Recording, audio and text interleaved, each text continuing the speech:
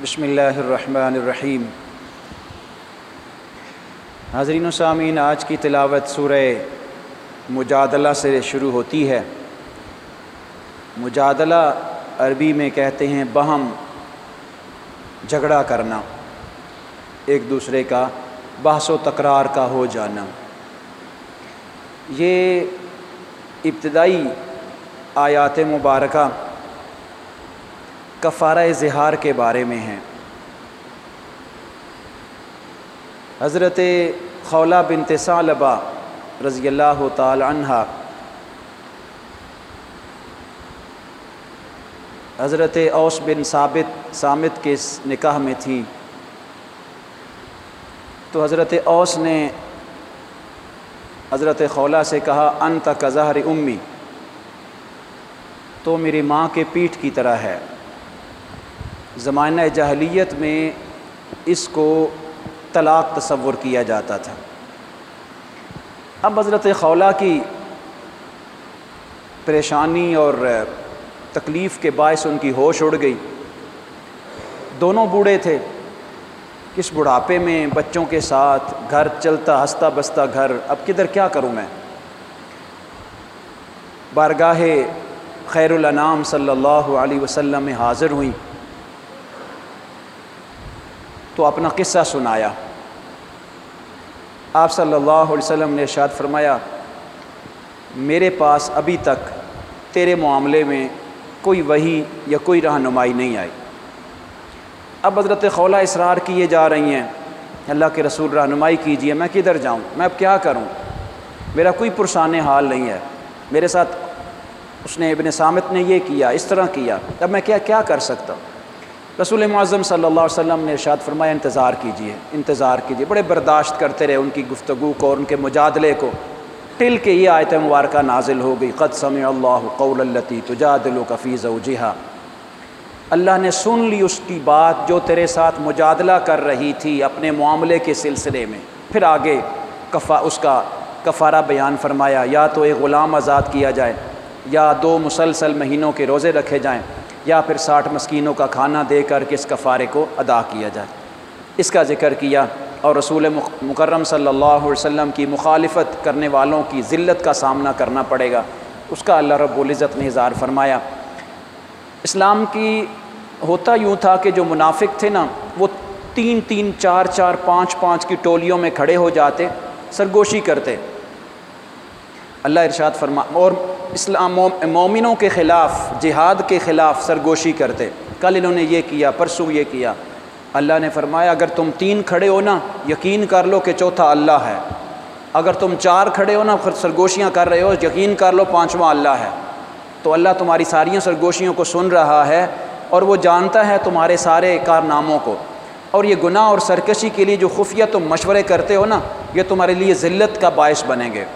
اور پھر ارشاد فرمایا ایمان والو، مجلس میں اگر تم بیٹھے ہوئے ہو، کوئی اور اوپر سے آتا ہے تو کشادگی کر دیا کرو، اس کے لیے بھی جگہ بنا دیا کرو، مجلس کے آداب سکھائے۔ آخری رکوع میں سورت میں اللہ رب العزت نے کفار کے احوال کا تذکرہ کیا اور پھر ارشاد فرمایا یہ جو منافقین ہیں نا اللہ کے رسول، ان کی باتوں پہ نہ جایا کریں، یہ قسمیں اٹھا کے نا آپ کو اپنی طرف راغب کرنے کی کوشش کرتے ہیں اور ان کی قسمیں جھوٹی ہوتی ہیں۔ اور ارشاد فرمایا وجہ کیا، کیوں جھوٹی قسمیں کھاتے ہیں؟ ان کے اوپر شیطان کا تسلط ہے، جدھر ان کو شیطان کہتا ہے یہ ادھر چلے جاتے ہیں، اور اللہ کے رسول صلی اللہ علیہ وسلم ان پر غالب آ کے رہیں گے۔ ایک دن آئے گا آپ ان کے ساتھ ان کے اوپر غالب آئیں گے، اور ایمان والوں کی محبت ایمان والوں کے ساتھ ہوتی ہے، منافقوں اور کافروں کے ساتھ اپنی محبت کے پیمانے نہ باندھا کرو۔ سورہ حشر میں اللہ رب العزت نے ایک خاص جہت کی طرف اشارہ فرمایا، واقع بنو نضیر، یہ غالباً ایک روایت کے مطابق بدر کے بعد کا یہ غزوہ ہے، اور ایک روایت کے بعد احد کے بعد کا یہ غزوہ ہے۔ ہوا یوں کہ یہودیوں کے 3 قبائل مدینہ میں تھے، بنو نضیر، بنو قریظہ، بنو قینقاع۔ تو بنو نضیر نے رسول مکرم صلی اللہ علیہ وسلم اور مدنی اسٹیٹ کے اندر سے سازش کی، تو اللہ رب العزت نے ان آیات بینات میں حکم ارشاد فرمایا کہ چاہے تو ان کو نکال دیجئے، چاہے تو ان کو قتل کر دیجئے، ان کا فیصلہ کیجئے، ورنہ یہ کبھی بھی آپ کو تنگ کریں گے۔ اور اللہ کے رسول صلی اللہ علیہ وسلم نے مسلمانوں کو بھیجا اور ان کے گھروں کا محاصرہ کر لیا گیا، اور پھر ان کو اپنی بستیوں سے نکال دیا گیا اللہ کے حکم کے مطابق۔ اور ارشاد فرمایا یہود سے جو مال غنیمت آپ کو ملے گا نا، اس کو قریبی رشتہ داروں میں، یتیموں میں، مسکینوں میں، مسافروں میں استعمال کیجیے گا۔ اور یہ جو مہاجرین آئے ہیں نا اپنا گھر بار چھوڑ کے، جن کے پاس کچھ بھی نہیں ہے، ان کا مال غنیمت پہ زیادہ حق ہے۔ امید ہے انصار ان کو اپنے اوپر ترجیح دیں گے، چونکہ انصار تو مقامی لوگ ہیں، ان کے پاس تو مال ہے۔ اور اگر دوسرے رکوع میں ارشاد فرمایا منافقین ہمیشہ یہود کا ساتھ دیں گے، آپ ان کے ساتھ جتنی ڈیل دینا، اللہ کے رسول صلی اللہ علیہ وسلم کو ارشاد فرمایا وہ ہمیشہ یہودیوں کا ہی ساتھ دیں گے، آپ کا ساتھ نہیں دیں گے، اور آپ کے خلاف سازشیں بھی کریں گے۔ اور اللہ رب العزت نے منافقین کو بے نقاب کیا کہ وہ اہل کتاب کی مدد نہیں کریں گے۔ کیا آپ سمجھتے ہیں ایسا نہیں ہوگا؟ ہرگز ایسا نہیں، وہ یہود کی مدد کریں گے۔ یہود کے بارے میں آگاہی دی کہ وہ میدان جنگ میں نہیں آئیں گے۔ اگر آپ ان سے کہیں نا باہر نکلو، میدان جنگ میں آ کے لڑو، گھروں میں نہ ٹھہرو، ایسا کبھی نہیں کریں گے۔ وہ قلعہ بند ہو کے لڑنے کو ترجیح دیں گے، اس لیے کہ ان کو پتہ ہے کہ ہتھیار ہمارے گھروں میں پڑے ہیں اور باہر لوگوں کو پتہ نہیں ہے کتنے ہتھیار ہیں۔ یہ ان کے ایک چال ہے۔ اور اللہ کے رسول صلی اللہ علیہ وسلم کو وصیت کی گئی کہ بے شک محاصرہ ہی کر لیجئے، ان کے گھروں پہ ہی لڑیے، لیکن ان کا قصہ تمام کیجئے۔ منافقین و یہودیوں کی مثال شیطان کی سی ہے، کبھی ادھر جاتا ہے تو لوگوں کو ورغلاتا ہے، کبھی ادھر جاتا ہے تو ان سے کہتا ہے میں تمہارے ساتھ ہوں۔ اور ارشاد فرمایا منافقین ابھی کہہ رہے ہیں کہ ہم یہود کو یقین دلا رہے ہیں کہ تمہارے ساتھ ہیں۔ آپ جب محاصرہ کر لیں گے نا یہودیوں کا تو منافقین کہیں گے ہمیں تو وقت ہی نہیں دیا گیا کہ ہم تمہارا سپورٹ کرتے ہیں، ہم تمہاری مدد کریں گے۔ نہ یہ ادھر کے ہیں نہ یہ ادھر کے ہیں، اس لیے یہ شیطان کی طرح ان کی مثال ہے۔ آخری رکوع میں اللہ رب العزت نے فرمایا اللہ سے ڈرو، کل کے آنے والے دن کی تیاری کرو جو کل تمہیں سامنا کرنا پڑے گا۔ پھر ارشاد فرمایا اہل جنت اور اہل نار کبھی بھی برابر نہیں ہو سکتے، تمہیں ایک کی جہت کا ساتھ دینا ہوگا، اور یقین کر لیے آخر میں کامیاب اہل جنت ہی ہوں گے۔ اور اگر قرآن کا نزول اللہ پہاڑوں پہ ارشاد فرماتا تو پہاڑ بھی ریزہ ریزہ ہو جاتے، پاش پاش ہو جاتے پہاڑ۔ قرآن کی اتنا روب اور اتنے دبدبا ہے اس قرآن کا۔ یہ تو اللہ رب العزت نے انسان کو اتنی عظمت بخشی ہے کہ اس نے اپنے اوپر اٹھا لیا۔ سورہ ممتحنہ، ایمان والوں کو اللہ رب العزت نے آگاہ کیا، اے ایمان والو کبھی بھی دوست اللہ کے جو دشمن ہیں نا کبھی وہ تمہارے دوست نہیں ہو سکتے، اور اگر دوستی تم نے کرنی ہے نا تو آپس میں کرو۔ ایمان کے جن کے اندر ایمان نہیں ہے وہ کبھی بھی تمہارے دوست نہیں ہو سکتے۔ اور جب جہاد کے لیے نکلو نا تو رازداری کے ساتھ ان سے اپنا پیغام محبت نہ بھیجا کرو۔ ہوا یوں کہ ایک صحابی تھے جن کے جو ہجرت کر کے مکہ مدینہ میں آ گئے، یہ غالباً جب فتح مکہ کا موقع تھا تو اس وقت صورت نازل ہوئی، تو وہ صحابی ان کے چونکہ بال بچے مکہ میں تھے تو انہوں نے اپنے ایک ہمسائے کو خاموشی سے خط بھیجا، اور جتنی خفیہ پلاننگ اللہ کے رسول صلی اللہ علیہ وسلم نے فتح مکہ کے موقع پہ فرمائی تھی کسی جنگ میں نہیں فرمائی، بڑی احتیاط کے ساتھ آپ نے۔ تو حضور صلی اللہ علیہ وسلم کو آگاہ کر دیا گیا ان آیات بینات کے ذریعے کہ کس نے فتح مکہ کا یعنی مکہ کے اوپر چڑھائی کا پیغام مکہ میں بھیج دیا۔ حضرت علی رضی اللہ عنہ کا بھیجا گیا، تو جس شخص کو بھیجا تھا اس صحابی نے ان کو پکڑ لیا گیا اور خط ان سے لے لیا گیا۔ خط رسول معظم صلی اللہ علیہ وسلم کے سامنے رکھ دیا گیا، تو آپ نے اس صحابی کو بلایا، آپ نے فرمایا تو نے ایسا کیوں کیا؟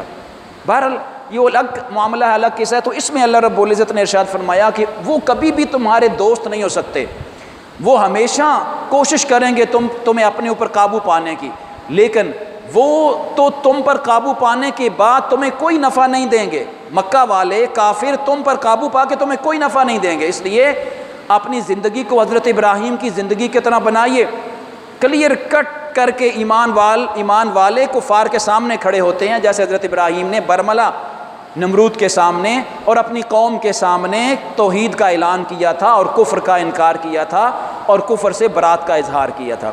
ارشاد فرمایا جنہوں نے تمہیں گھروں سے نکالا، دو طبقے ہیں، مہاجرین کے خلاف دو طبقے تھے۔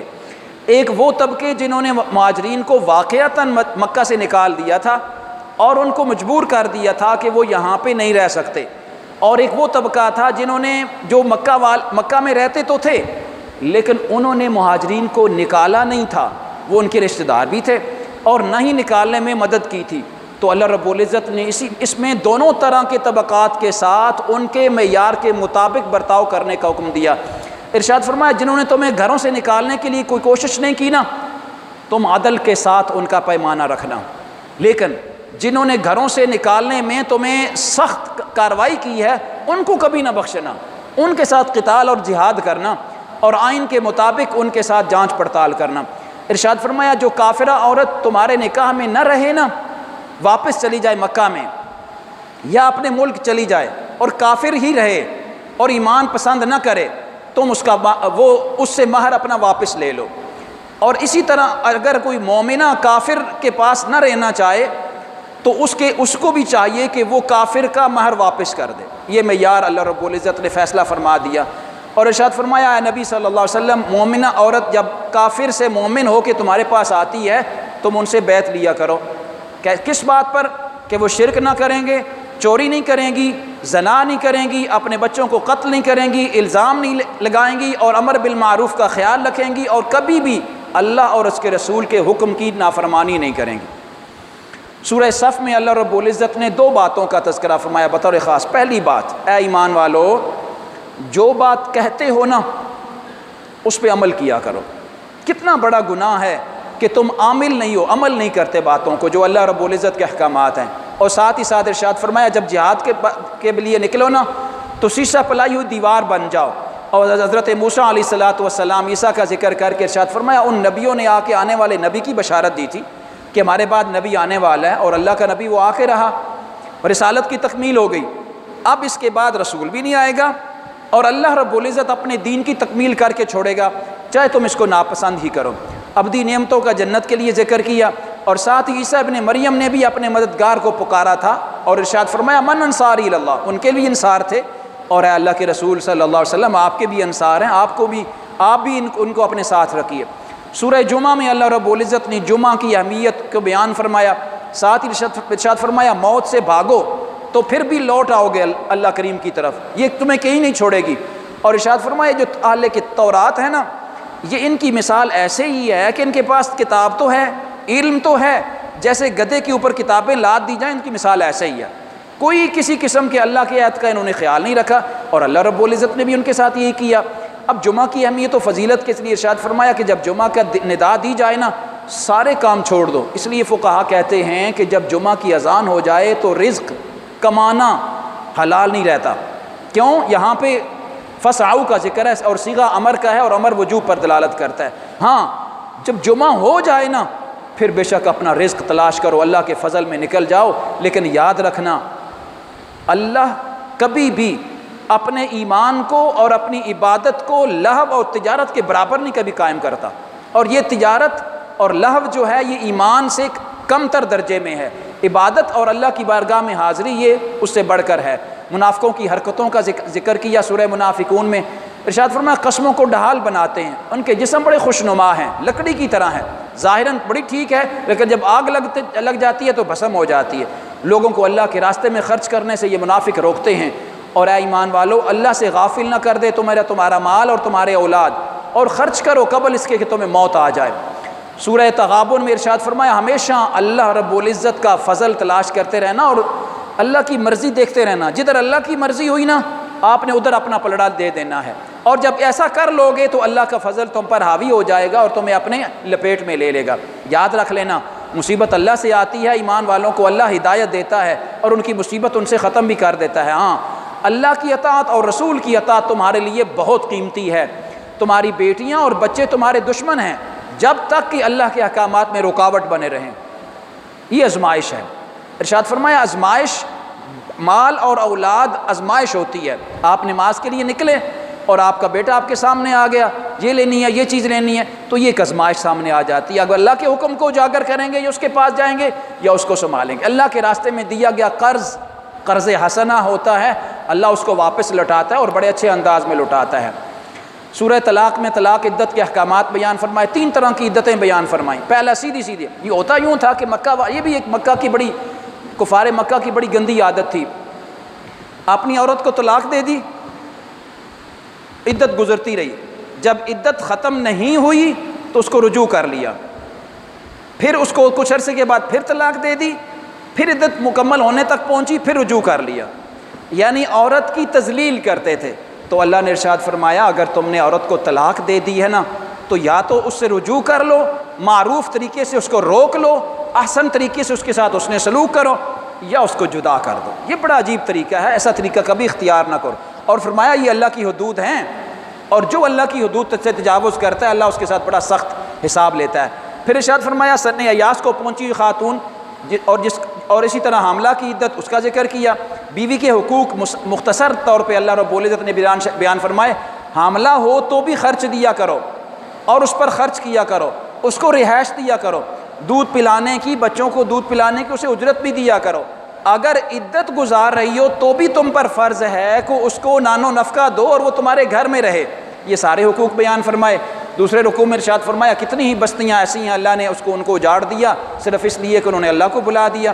سورہ تحریم میں ارشاد فرمایا جو اے نبی صلی اللہ علیہ وسلم جو اللہ کی حلال کردہ چیزیں ہیں نا ان کو حلال ہی رکھا کرو، ان کو حرام نہ کیا کرو۔ اور یہ آپ کی ازواج مطہرات جو کان میں آپ کے رازدارانہ بات کر دی جاتی ہیں نا، اللہ ان کو جانتا ہے، اور ان سے کہیے توبہ کیجئے تاکہ اللہ تمہیں ان کے اوپر توبہ کے بعد ان پر فضل اور ان کا درجہ بلند فرمائے۔ اپنے اہل کو آگ کے عذاب سے بچاؤ، وہ آگ جو جلا دی گئی ہے اور جہنم کا ایندھن ہے ان سے ان کو بچاؤ۔ ارشاد فرمایا توبۃ نصوحہ، اچھی توبہ وہ ہے جس میں توبہ کرنے کے بعد پلٹ کر انسان گناہ کی طرف نہ آئے۔ کفار و منافقین سے جہاد کرو ٹل کے وہ بدل کر ایمان کی طرف آ جائیں۔ اور نوح علیہ الصلوۃ والسلام، لوط علیہ الصلوۃ والسلام کی بھی 4 عورتوں کا ذکر کیا۔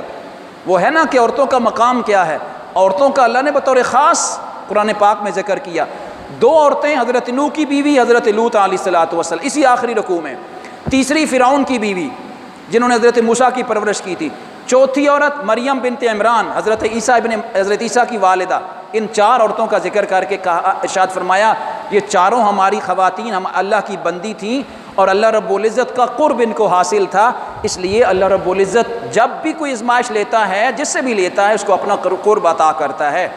اللہ رب العزت عمل کی توفیق عطا فرمائے۔